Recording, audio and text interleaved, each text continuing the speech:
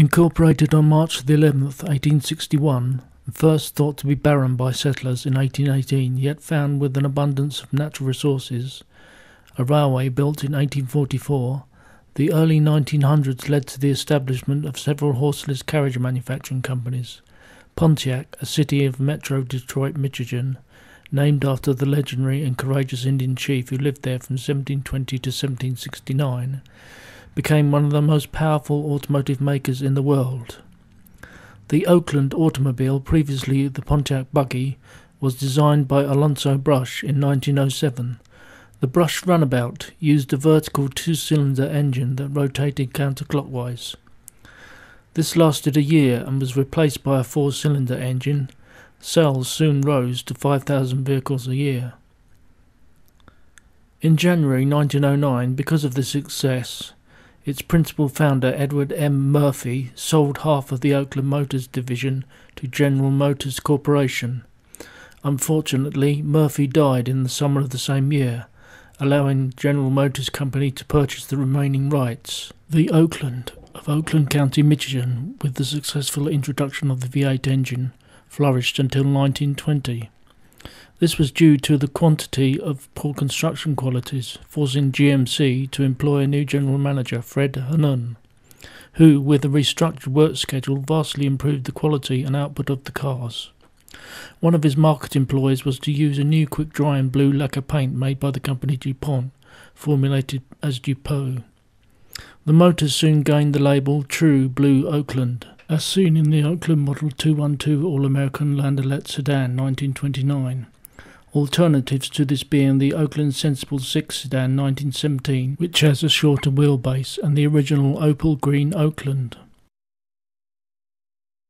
From the 1920s to 30s, as the vehicle boom continued, the population vastly increased in size due to the influx of thousands of skilled automobile workers moving into Pontiac's automotive industries, and so the city experienced tremendous growth in its warm and fruitful climate.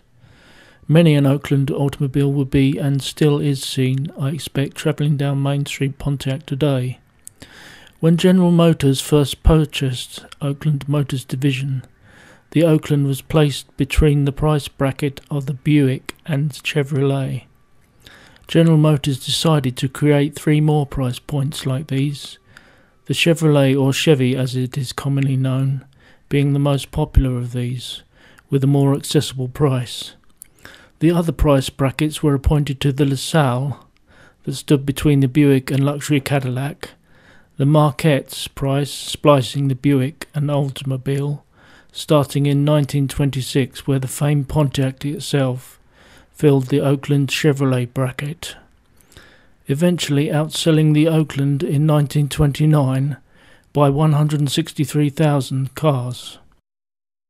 2 years later, of course, in 1931, the Great Depression put paid to many great factories, the lower price bracketed Pontiac outstripping the Oakland.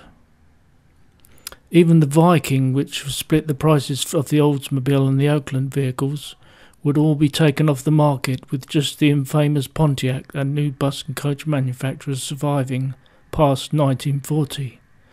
So the Oakland would last a good 24 years, yet a very good 24 years at that.